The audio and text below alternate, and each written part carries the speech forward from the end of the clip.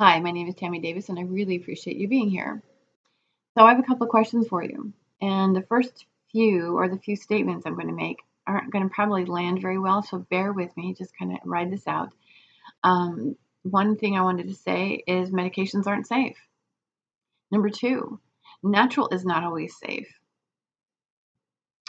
Number three, natural does not always work well with medications. Number four, medications aren't the enemy. You see, the interesting thing is today on my Instagram feed, and a dearly respected friend of mine who represents his work, his life's work is to help those families who have lost their children to some type of psychotropic medication or the use of psychotropic medication.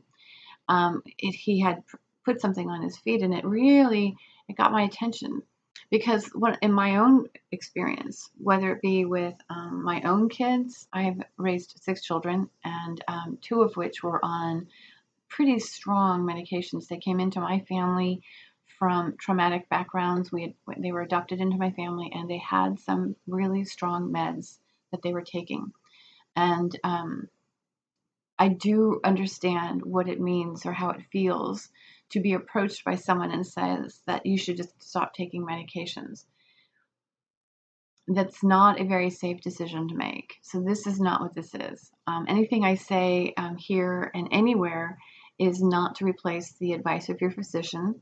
It's an adjunctive treatment that I'm recommending, which is the integration of essential oils with medications. So as I said, this is not a plea to take your child off of meds. This is an invitation to consider that there's another way to use natural remedies to get the most out of your medication. I'm not proposing that your child needs to live on medications for the rest of their life, but at the same time, it's important to stabilize their system now. Otherwise, that will lead to further health issues because medications are very, very specific in the way they act in the body.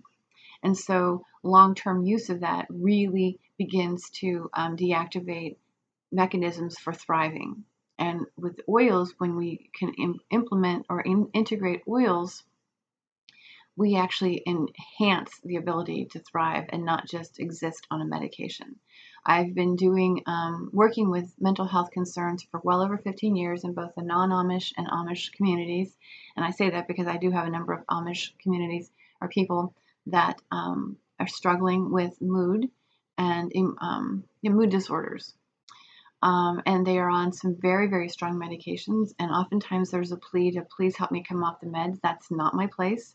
The challenge that I face is a lot of doctors don't really understand that oils can play a strong role if it's being guided by somebody who understands their chemical makeup and how they interact with oils. And this is where I come in. I've just recently started a group, or it's open now. It's accepting membership now, and material will start coming out on the 1st of May. I've actually invited health professionals to join me in on this because it's a very important component to our world now. The essential oil market is growing by leaps and bounds. It's predicted to be nearly $1 trillion industry by 2025.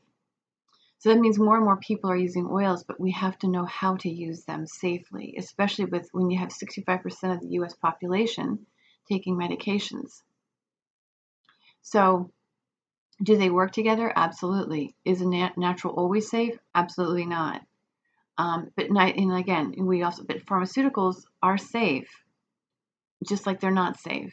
And so learning how to integrate them. I do know that numbers of people have lost their lives while taking pharmaceuticals, but the one thing that I'm not seeing in any of these reports is the investigation into what else they were doing with natural remedies. We're not looking at, are they using oils, were they using these herbs or anything like that? And that's an important component because those things, if they clash in the body, in the way, what I mean by that is an interaction or an adverse reaction can have a number of effects. It could show up as, a rash, a headache, a nosebleed, irritability, sneezing, what we know, pain in the stomach, what we're commonly familiar with when we think of adverse reaction, even could lead to anxiety. Another effect that it has is known as an additive effect. So, like, there's essential oils that have sedative properties to them. To mix them with this a medication that's a central nervous system depressant, you've just led to you're increasing the slowing the metabolism of the medication down, and increasing the effects of the medication, which is going to keep them more sluggish, kind of like almost like that really like whoa, would it hit me kind of thing. That's called an additive effect. So if you take an oil, if you duplicate the mechanism of action of a medication with an oil, this is where we start to see this additive effect. So if you take something to be more uplifting, and you're taking a medication to kind of bolster your thought process and how you feel, like an antidepressant, and you use something that also has antidepressant qualities to it, now you've just amped it up and these people look like they're wired. It's not a good experience. So an additive effect is not necessarily groggy.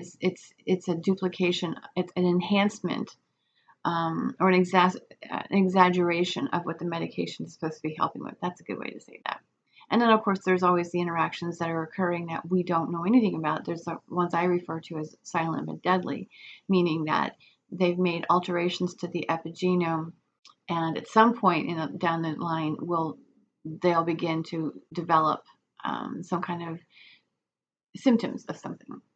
So this is what's important with regards to knowing about medications and oils specifically. I also do a lot of recommending of foods, nutrient-rich foods. I don't like to make a lot of supplement suggestions other than maybe like B vitamins, just because B vitamins are water soluble and they will flush from the system.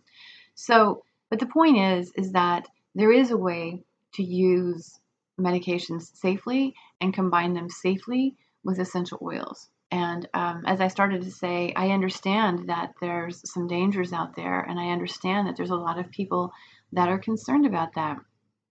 I'm not here to set off any alarms, and I'm not here to push an agenda.